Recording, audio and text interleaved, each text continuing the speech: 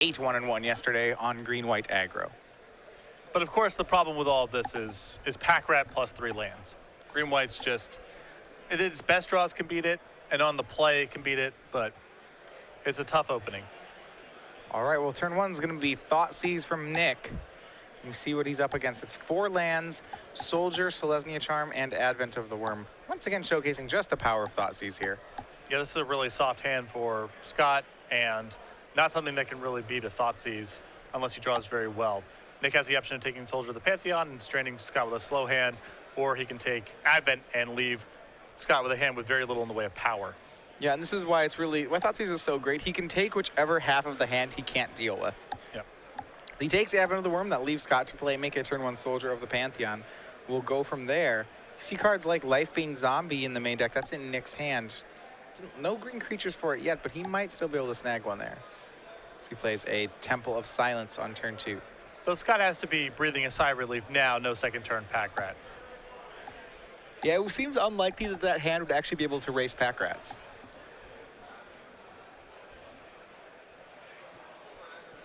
It's a big draw. Did Scott find something to do in the first 2 draw steps? Yeah, well, right now it looks like it's just going to be Selesnya Charm. So Soldier swings in for 2, puts Marriott down to 16.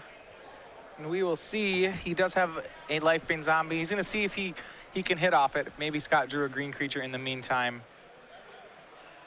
And the answer is he did not. He drew a 5th land and an Ajani Caller of the Pride. Not bad, all told. I mean, you know, Scott has the option here of making a token, playing Ajani, and start getting on the offensive a little bit. Now, Nick can handle the Ajani with his Mutavault and with his Lifebane Zombie, but at least forces some amount of reaction from Nick. Has to spend his mana doing that instead of advancing his board. Yeah, he does have Bioblight in his hand, so he'll be able to do some damage to whichever creature Scott decides to grow. Another land drawn for Scott, so it is just these 3 cards, Soldier, Knight, and Ajani, that are going to have to deal 16. At least at the moment. And by playing the Plains, Nick actually knows that the Plains was the draw. Right now, Temple Garden was the only white source in Scott's hand up until that point. I don't know if that bothers me so much. I mean, Nick's not going to play around 1 draw step in the dark, and yeah, 2 points of damage could matter. Yeah, I'm not, yeah, it's minor. But he does pump the Knight token. He's going to go ahead and swing here for 5. Nick has the option of trading a creature with the Knight. Maybe a little concerned because I think Nick wants to get that Ajani down as well. Yeah, you don't want this to go unchecked. It's the one thing that can start pushing things out of Bioblight range. It also makes Advents off the top really dangerous draws for Nick as well. So I think he's going to want to deal with this as soon as he possibly can. Yep. Nick takes 5, drops down to 11, untaps here. He does have looks like another Mutavault and the ability to Bioblight. He's going to go ahead and Bioblight the Knight token. Doesn't want a pump spell when he goes for it. And then he uses Mutavault and Lifebane Zombie to take down Ajani. Really solid sequencing here from Nick.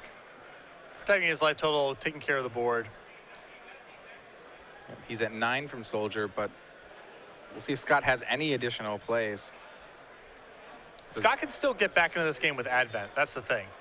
That still gives him a shot. I mean, Nick's flooding out a bit here, too. Nick does have a pair of Mutavaults, so it's not as dangerous, but it looks like his hand is 3 more lands and a Lifebane Zombie. But Scott needs to find it now. And Nick's hand doesn't have any resistance, so it's just lands right now. So we'll see what he found. Nick's going to go ahead and make Lifebane Zombie, and it is lands 5 through 7 for Scott Lipp. And 3 lands down the hands of both players.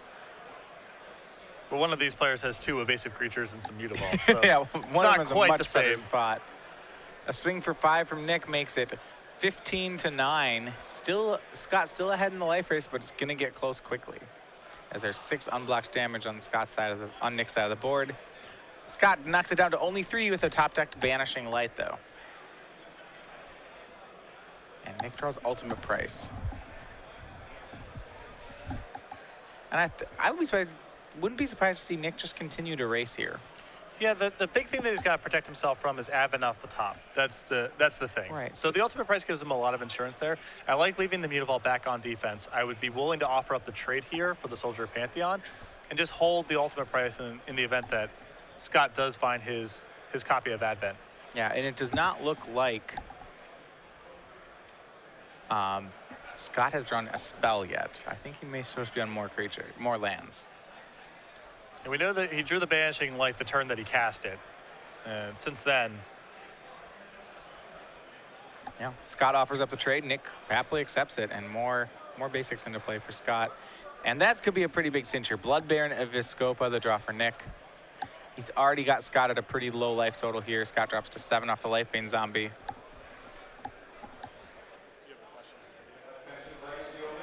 Yep. And he's going to go ahead and shock. Looks like shock for Godless Shrine to make Blood Baron. Oh, now this is risky. I do not like this play from Nick here, because this gives Scott the out of Advent of the Worm, untap Ajani, assuming there's a second copy of Ajani in the list. And I wouldn't have minded just seeing a swing for 5, leaving up ultimate price, and then another swing for 5. you know he can't kill a Lifebane Zombie. That's going to attack for lethal next turn. So I think Nick has taken an unnecessary risk here. Yeah, and it looks like he's not going to be punished for it. I mean, and it wasn't likely he would. Sunblade Elf was the draw for Scott Lipp, so he does finally get a creature, but it seems like it's far too late. So Sunblade Elf, land number 7, and Nick should be able to crash for lethal here. Ultimate price on the Elf. Creatures swing in, and game 1 goes to Nick Marriott. No pack rat, but still. The Lifebane Zombies and Scott's flood out there. Too much to overcome. Yeah, Scott really didn't. I believe he only had 4 spells that game. And one of them was a Banishing Light that was far too late. Yeah, just an unfortunate draw there for Scott. Not a lot to be done. Yeah, well, these players are going to go to the sideboard. We are bringing you back into the booth once again. This is our Star City Games trivia giveaway. 6 months of trivia is on the line this time. Matthias Hunt and Patrick Sullivan. Remember, you'll just have to send in a tweet with us, hashtag SCG Premium, and we'll pick a winner at the end of the round. Our question, though, both of us are going to be in Grand Prix Orlando. So this is, with that Grand Prix coming up, we already just established that it's Khans of Tarkir sealed, a format I don't know much about yet, but the more I hear about it, the more excited I get about it. I don't think we've had a wedges block before, so it'd be really, like what I'm excited about is when you see something like black, white, red, what does a black, white, red deck look like, right? We haven't seen as much of that. Yeah, anyway. I mean, it's traditionally not supported, and it also makes a lot of sense that, they would reprint the Apocalypse Pain lands in M15 if this was the set coming after it, right? Give some tools to those kind of, your bug deck will need, Yavimaya Coast and Land War waste to be functional in theory, so it makes a lot of sense to reprint those dual lands if you're going to have the follow-up set focus on those kind of wedges. All right. Well, both of us are going to be there, but we're wondering who the third commentator will be that is joining both of us in Grand Prix Orlando. So if you believe you know the answer to that, who else will be in the booth, go ahead and tweet that answer at SCG Live with the hashtag SCG Premium. And at the end of the round, we'll be giving away 6 months to 1 correct answer. I would also recommend, if you know the Twitter handle of the third person in question, to tweet at him as well in your answer, because he really likes that. Yeah. Please. You should do that. Actually, If you submit the Twitter handle, we'll take that as an answer. Right. That's preferable even, because he really likes that a lot. Yeah. Good. All right. When his Twitter is flooded. Okay. He really likes it a lot. All right. We're gonna go back into the round. So, all right. Scott Marriott's up a game, and usually the aggro decks get a little worse after sideboard, especially against the removal heavy decks. So. We saw this last round. The Jund mid-range deck, full of removal, is able to take down the white aggro deck. Will we see it again? Looking at Scott's deck, Scott's sideboard, he does have some cards like God's Willing available to him. God's Willing is not bad against the removal. I think Cetizen Tactics might come in too. He's got to fight the fight over Pack Rat. It's not the best card in the world in the matchup by any means, but he needs some protection there. I think that's going to be kind of it for the sideboarding. I think Ajani's Steadfast is fine to bring in here. Nick's not going to play a bunch of sweepers or whatever. Scott's going to be able to build up his board to some extent, and Planeswalkers can give him just a little bit more staying power. So it wouldn't surprise me if he did brought in the extra Planeswalkers. I think the God's Willings are good here. And Cetizen Tactics I'm on the fence about, but I think ultimately it's supposed to come in just to give him more answers to Pack Rat. All right, on the other side, Nick looks like he has a good amount of tools available to him. He has two Nyx Fleece Ram, which we've actually seen against Green-White before, but it's been pretty effective. I don't think he's going to use them. For additional removal, he has a Banishing Light and a Doomblade, and he also perhaps could use 2 Drown in Sorrow, though I'm not sure how good those actually are against Green-White. Yeah, the creature base here, you know, Drowned Sorrow is fine overall against what Scott's bringing to the table here. Experimenter 1, Soldier of the Pantheon, Sunblade Elf, Boon Satyr, Voice of Resurgence, Policeman Lion, Lockstone Smiter. It's fine. It kills a lot of stuff. It doesn't kill everything.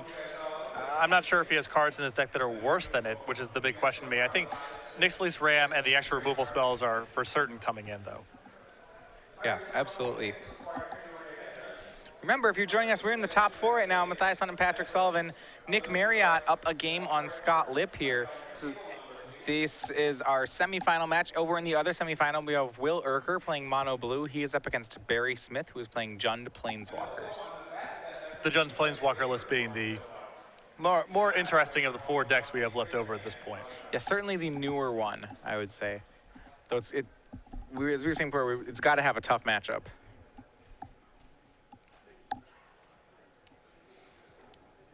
And we're going to go ahead and get ready for game 3 here. And especially when black-white mid-range, one of the themes we've had this tournament, I guess, is that wondering whether or not black-white mid-range is kind of upgrading on mono black. Its mana no longer seems to be hurting it as much thanks to Caves of Koilos. Yeah, it's a big upgrade. And certainly when you look at the sideboard, it looks like they do get some improved options by playing white. You know, he gets to board in Nyx Fleece Ram, for example, in this matchup. He does have access to cards like Deicide and Banishing Light after board, all of which seem pretty good. Yeah, Nyx Fleece Ram is a nice option to have. You know, if you think of the analog that mono black has, it's something along the lines of Farika's Cure, a removal spell that's geared towards beating small aggressive decks. But Nyx Fleece Ram is very good against a deck like green-white aggro, whereas Farika's Cure doesn't do very much because Nyx Fleece Ram is still good against 3/3s and 4/4s, and the Cure isn't. So you do get some substantial upgrades by moving into white.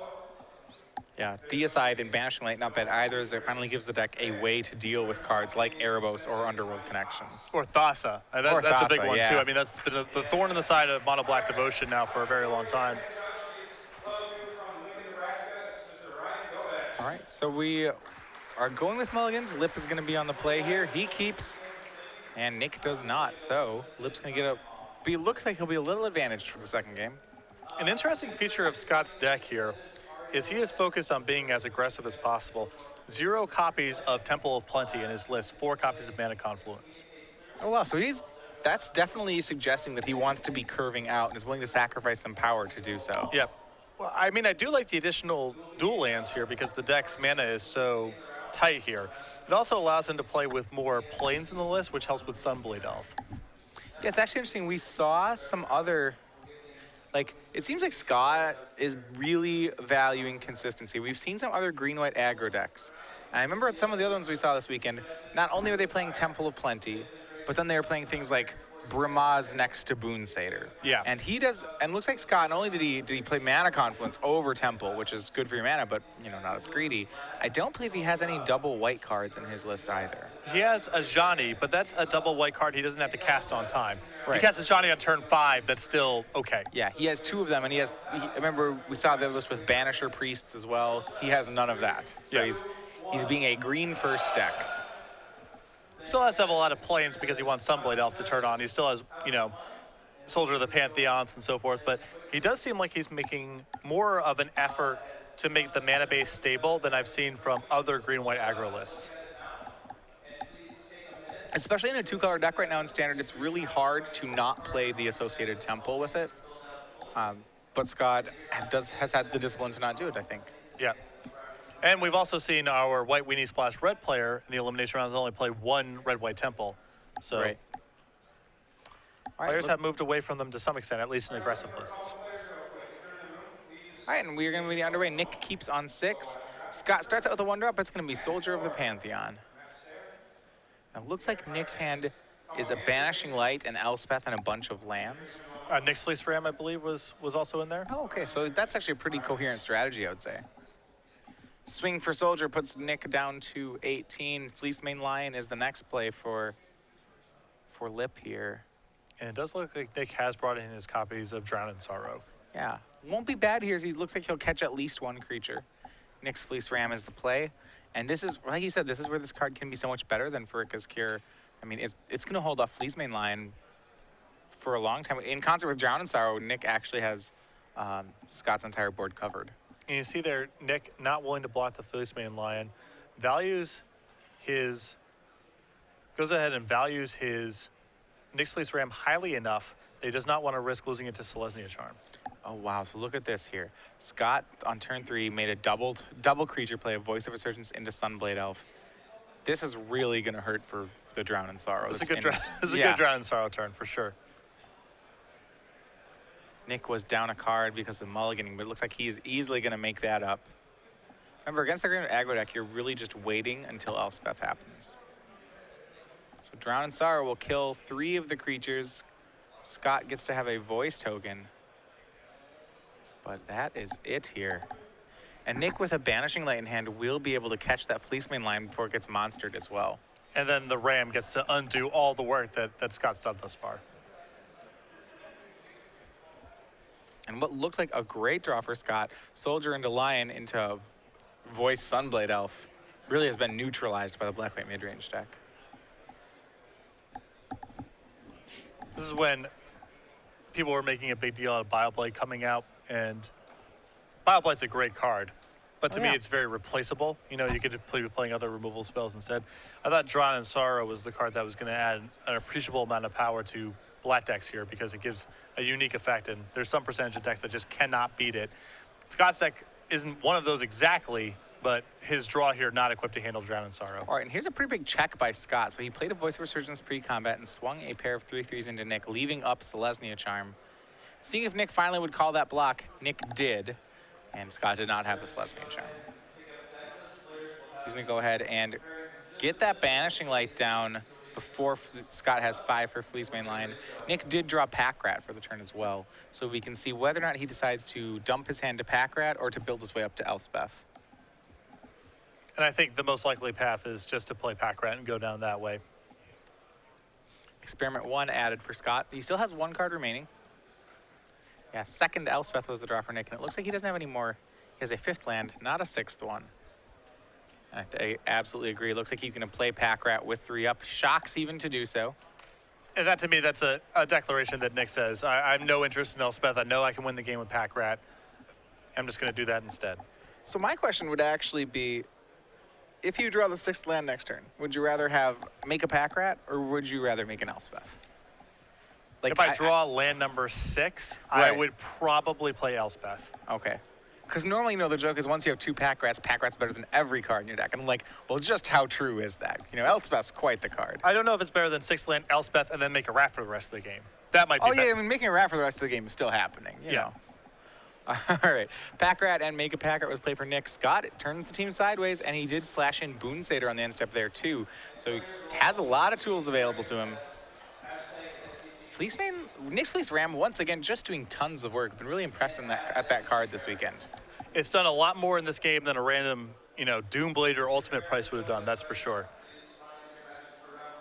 Between the life it's gained and the damage it's blocked, I would say it's easily gained 10. And forced Scott to play to Drown in Sorrow. I mean, all sorts of bonuses. All right, so here's the swing. We'll see some blocks. I'm imagining Nick he could trade off. Do you think does he trade off both Pack Rats or just one? I think you just trade off one. If you trade off both your Pack Rats and then Don't not hit the draw land. a land for Elspeth next turn, the game could easily get away from you. Yeah, and it doesn't matter. Scott's last card is a God's Willing. He plays it and scries to the top. So this is kind of an unfortunate sequence of plays. Things are getting hairy for Nick. If he draws the land here, he's still probably fine, but Draws another Pack Rat. So he can play Pack Rat, he can make 2 more Pack Rats this turn, and then lose his Elspeth. Which I think he may have to do. I believe that's actually Lifebane Zombie he's drawn. Oh, it's Life Pin Zombie instead of Pack Rat. Which is much worse for him. Pack Rat is a good draw here because he gets another blocker and the option of making To the make third. 2, because right now he can't make 2 Pack Rats. He can only make 1. And, well, if it's Lifebane Zombie, then the draw was actually just a Pack Rat. And that's what it's going to be. You're right, it was Lifebane. Swing by the team for Scott. Nick makes a 3rd blocker in his Pack Rat. But there's some danger here. Remember that Scott topped off that last God's Willing? So he's happy with whatever card it is he has. Yeah, and if this is Advent, for example, this is a disaster for Nick. He would lose his Pack Rat. He would lose his Nick's Fleece Ram. He would lose his other Pack Rat. Scott would keep Experiment 1. Yeah, it does look like Nick is already willing at this point to lose all his pack rats based on the block he's laying out. Elspeth might not even catch him up at that point. If this is that event. If this is that event, I don't think Elspeth catches them up. And right now he's on a tight enough spot where he's letting his rats go and just hoping to draw that land for Elspeth.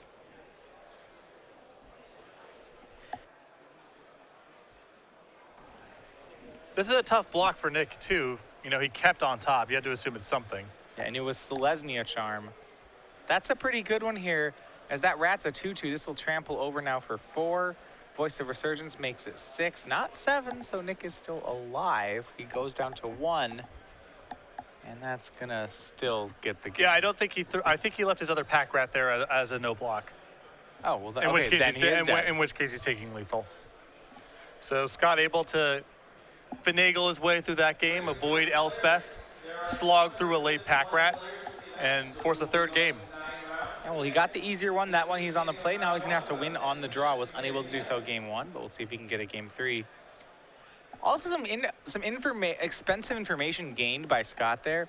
He now knows that Nick brought in Drown in Sorrow, which it's like, you know, we weren't entirely sure that Nick would do that. It was probable, but it's not I don't know if it's a sure bet against green-white. I think it's still better than other cards he has in his deck, is ultimately what it comes down to. It was very good that game. Like, how good is something like Obsidat in the matchup? Does not strike me as being particularly good. Sure. How good does it compare to, you know, some of the other slower anti-control cards? Even compared to Thoughtseize, probably worse than Thoughtseize in the matchup.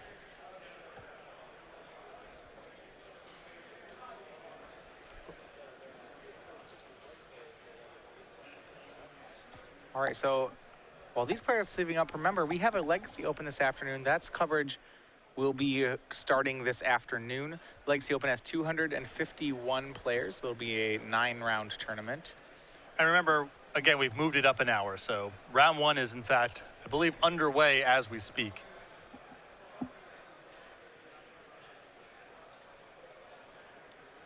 Yeah.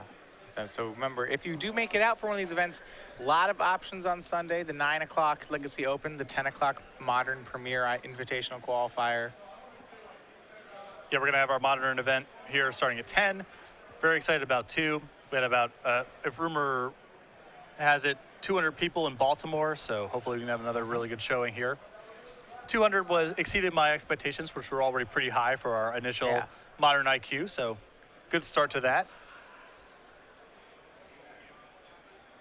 It's become a pretty popular format. Yeah, well, I'm a pretty big fan of Modern as well. At least for me, it's a little more accessible than Legacy. Don't get me wrong, I really like Legacy. But when I'm playing Modern, I can switch which deck I'm playing a little bit more easily. Yeah. I mean, I enjoy Modern too. Part of the problem is that I just missed the boat in terms of nostalgia. Like, I've been playing for so long that a lot of the defining cards of Modern were things that I played in Pro Tours and Grand Prix and PTQs and stuff. I remember when they all came out. All the cards, almost all the cards, when I started playing coincides with pretty much the oldest set in Modern. So for me, Modern's like the entirety of cards that I remember coming out. So it's neat that way. Right, exactly. And I didn't have an appreciation for that initially, but there's so many players that I taught to where they're like, yeah, my first set was Mirrodin, my first set was Champions, my first set was whatever. And for those players, Modern captures a lot of the nostalgia that Legacy captures for a player like me. So that's a cool feature of the format as well. And it's a little bit more accessible, as you mentioned, just both in terms of the size of the card pool and the cost of the cards and the decks and so forth. And I don't think it's prohibitive to play Legacy. Like I said, it's really, for me, it's yeah, I have my Legacy deck, but it's say I want to just be this weekend I want to play something totally different, right? I don't have a Legacy collection where I can build every deck, for example. It's I have my deck. All right, that's good. But with Modern, I feel yeah, I can more or less, I could switch it up for a weekend. I would have to maybe borrow a couple cards, but that seems more doable. Where it's in Legacy, it's well, I don't really own any Stoneblade cards. Probably can't, it's gonna be harder to be hey, I'll just. Who's got Seas and Tundras for me? Right. It's okay. It's a little harder. It's a little harder. Yeah. I have forces, because Gotta have forces. If you want to storm, there are decks tied or something like that. Any good, even combo decks should play Force of Will. Yeah. And if you're someone who's, cares about the secondary market, it's hard to imagine that Force of Will becomes a sunk cost at some point. Do you even own Force of Wills? Do I own Force of Wills? I do not. Okay. That's a shocker. I do own. But how do you play Force of Wills in your decks without owning Force of Wills? I do own Chain Lightnings, and those have been kind of the equivalent for me. So I've heard a story, and I want to kind of confirm this over the mana base of your Legacy Burn decks. Okay. So I've heard So what kind of mountains are we? Do we sleeve? I've heard that I've heard stories about like Arabian Nights mountains. Yeah, it's Arabian Nights, except for decks where I have like one as a fetch land target, like when I played 5-Color Zoo in Modern. Then I dust off the Gurus. But if I'm playing a bunch of them, then it's the Arabian Nights. So, for those people who don't know, what is different? Like, why is there a mountain in Arabian Nights? It was a printing error of some sort. I don't know if it was either the mountain got in there accidentally or all 5 basic lands were supposed to go in there and the 4 of them got cut or something like that. But the mountain is essentially an error in Arabian Nights. So how easy are these things to get? You mean Arabian Nights mountains? How? Are you asking me how? Are you asking me how you find packs of Arabian Nights, or are you asking me how much they cost? Okay, but you can just go to a dealer and they'll have Arabian Nights mountains. Potentially, probably. I mean they're not like some super hard to find. Okay, so not something that's like you have to buy out every time a dealer has one, you have to jump on it before someone else gets one. No, it's not like that. But they're more expensive than like Apex or Euros or those kind of lands, but cheaper than Gurus. Do you have Summer Magic mountains? I did for a while, but then I was trying to get matching art, and it was just too big of a hassle.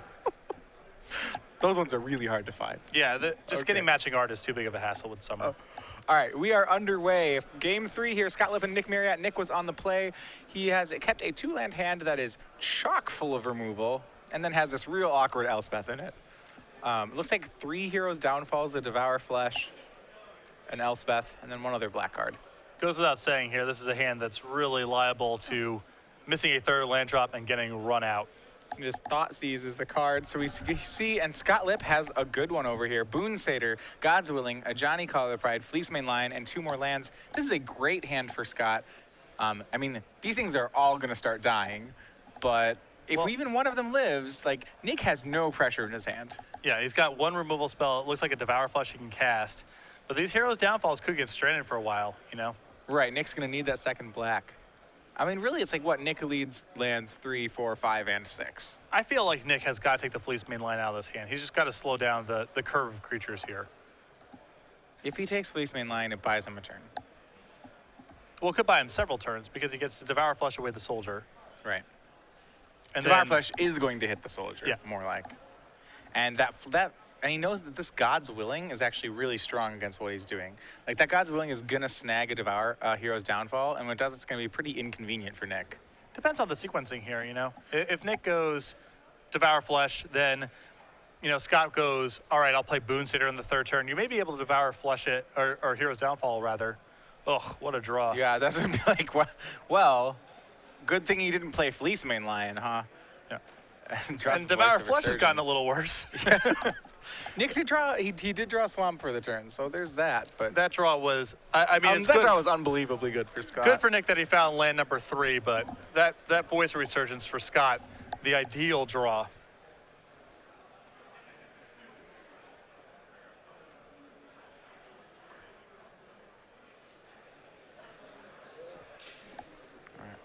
All right, an update on the other side of the bracket. After a monster game 1, Will Urker, playing Mono Blue Devotion, takes the first game over Barry Smith. This got just so much worse for Nick's hand. You can see him shaking his head. I was like, wow, man, that made things get worse. He's gonna have to just Heroes Downfall the Voice, right? Yeah, and you look at him, he shakes his head. Yeah. I mean, you can't let it go to Scott's turn. The Voice triggers, and he has God's Willing, so he just has to do this. Yep, that was. And now Scott gets the curve into a Johnny. The problem is, like, Scott has 5 power on. He has a bunch of power on the board too. Nick isn't going to. It's questionable whether or not Nick will be able to play these spells fast enough. Yeah, this gets bad for Nick in so many ways. Now Scott gets to go. If he wants to, he can play a Johnny. Looks like he's doing something else here. Yeah, he plays Experiment 1, swings for 5. Rather than playing a Johnny, it looks like he just wants to make more creatures. And hold up God's Willing, too. Mutavault was the draw for Nick. it's pretty crazy because of that voice of resurgence that Nick may draw out of this and still lose. Yeah, Like, keep a sketchy hand, play a kill spell every draw, turn. draw well, play a kill spell every turn, and it may not be enough. And he has to act on his turn because of the gods willing. This just got so much worse for Nick. Absolutely. Paramutavaults are in play for Nick, so he does have some possible blockers. Scott shocks for land number 4. He does know that waiting in Scott's hand are both the Gods Willing and an Ajani Caller of the Pride. And a Boon Satyr. And a Boon Satyr. A lot of He tricks. knows Scott's whole hand. Scott's going to swing the team. And I'm interested. It looks like, so what's stopping Nick from just putting a Mutavault in front of Experiment 1? I don't think there is anything. Well, I mean, Nick gets to just cast Boon Satyr and evolve. Oh, right. Okay. So he gets to make the trade. Blech. And if Nick's game plan here is he has to get to Elspeth, his hand does not allow him to do anything Then else. he can't lose the Mutavaults. Yeah. I mean, he could be willing to commit both the Mutavaults to the block and then hope to draw out of it somehow, but... I think if you're Nick, what you're hoping to do is continue to make a board state where Drown in Sorrow wins you the game. Yeah, that's a fair game plan. Right, like right now, Drown in Sorrow is awesome. You sweep everything with it. And you don't want that to stop being the case. Yeah. Because I don't think, like one of the harder things with a black-white mid-range build is when you don't have cards like Desecration Demon in your deck, your ability to stabilize is a lot harder. You know, you have to just be like 1 for 1, 1 for 1, 1 for 1, 1 for 1. And as we can see here, the all 1 for 1's game plan doesn't seem like it's working against green-white aggro, right? He has a kill spell every turn, and he's still like, oh my gosh, I'm going to die. Well, definitely the 1 for 1 plan gets blown up by things like Voice of Resurgence and Right. God's Willing. Right, so he either has to build it to a finisher, and it really doesn't look like he can do that. So he's going to have to get to this Drown in Sorrow, which, I mean, it's not in his hand yet, but if he were to draw it, he wants to make sure it wins. Yeah, I guess that's the upside of just blocking something like Experiment 1 here is you force the Boon Satyr, and then Drown in Sorrow is very live. Right. I mean, I just don't think building up to Elspeth ever works. He doesn't even have second white yet. The cost is, if he makes a play like that, he has to draw it that turn or he's going to die. So he's got about basically a 1-turn window to draw Drown in Sorrow. Yeah, I mean, otherwise he does he have he maybe has a 2-turn window. He's going to block Soldier of the Pantheon and Hero's Downfall the Voice token. And God's Willing will save the Voice token. Scrying, we'll see where he keeps it.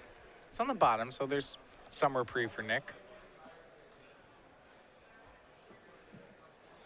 And we'll see just how aggressive Scott wants to get, whether or not he wants to flash Boon Satyr into play right now for 2 additional damage. The answer is he does not. I think he's very mindful of Drown in Sorrow as well. And he doesn't see any need to commit anything more to that. Next turn, he gets access to, say, end of turn, Boon Satyr, untap, Ajani to put a counter on something. Now he's got a big hedge against Drown in Sorrow, so there's no real reason to rush here. I like the way that Scott's played this game quite a bit. Yeah, and a rough sequence there for Nick. He drew Blood Baron of Viscopa right after losing a land. And now Scott's going to have to go for the end-step Boon Satyr. He smells blood and is going to go for the lethal play here. Comes into play and evolves Experiment 1. I think Nick's planning to block and Devour Flesh. Otherwise, he would have Hero's Downfall there. But he knows about this Ajani Caller of the Pride. And, well, there's no, yeah. We'll see whether or not he can put together a lethal attack through that Hero's Downfall. I'm not sure he can. Man, I really like the way Scott's playing this game. I like putting the counter here on Experiment 1 quite a bit. The regen shield actually is really good right now, and it gives you a 3/3. It's the only way that you can make a threat here that can get past Drown in Sorrow the following turn. Right. Assuming that a creature dies here. So this is, you know, it's not going for the kill this turn, but he respects the fact that Nick could have some sort of removal spell. I really like the way that Scott's navigating this game. He's very respectful of the cards Nick could produce at any time to blow him out. All right, well, Mutavault's going to block Boon Satyr. And then a Devour Flesh is going to be cast, it looks like. And Scott knows he didn't have Drown in Sorrow last turn. So, yeah. If he loses the Mutavault in combat, there's no hope to draw anything. And Nick's going to give it up. Scott Lipp, 2-1, is on to the finals with green-white aggro, taking down black-white mid-range. Yeah, Scott's game 3 there was really, really well played, I thought. Yeah, big fan. Scott with green-white aggro, he's on to the finals. I actually believe, sorry, I've said before that he had a loss. I believe he and Will Urker were the 2 players who double ID'd into the top 8. So maybe after both double IDing, they are going to meet again in the finals. We'll get you over to that match shortly of Will Urker and Barry Smith. Well, the risk here for Scott, I mean, congratulations, moving on to the finals, great stuff. Yeah.